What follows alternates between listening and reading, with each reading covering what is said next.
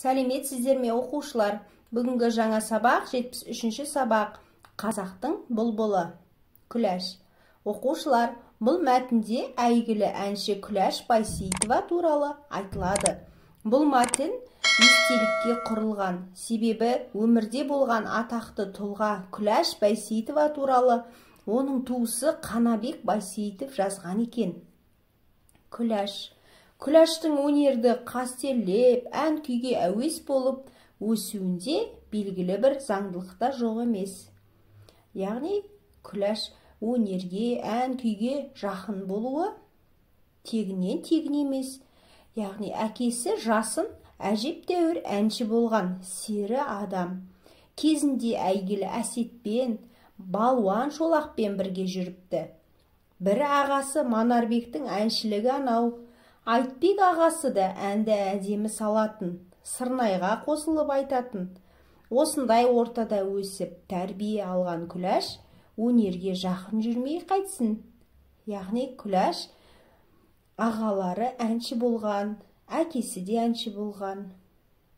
Кішкентай кезінен ән мен жырға жақын болып өсіпті. Күләш табиғатында ашық жарқын, көңілді жүретін адам еді.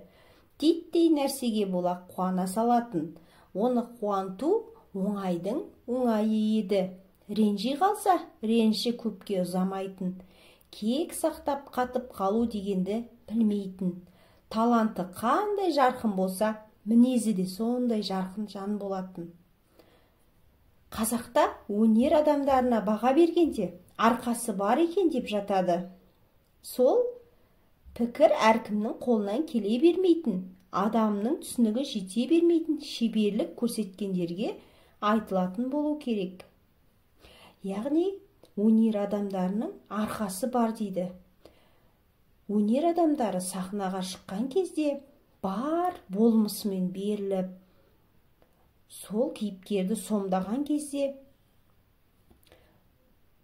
күлкісін, сөйлегенін, құдды бір өзі туғаннан істеп келе жатқан іс-әрекет сияқты бүкіл сахнаны билеп алады. Сол сияқты Күләш апайымыз да Қыз жібек рөлін сомдаған кезде нағыз арқасы бар адам екенін көрсетіпті.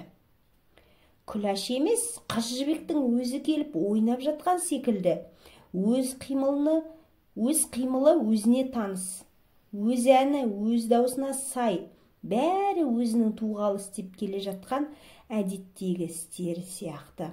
Бүкіл сахнаны өзі биледі де кетті дейді.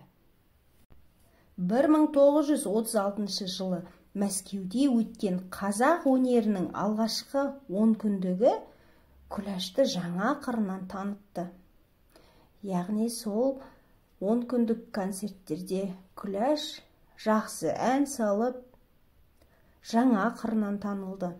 Содан былай қазақтың бұлбұлы деген атты Күләшқа бәріміз сүйсіне айтатын болдық. Оның шын бұлбұл екендігіне елдің де көзі жетті. Бұлбұл екендігіне Күләш та көзімізді жеткізді, дейді.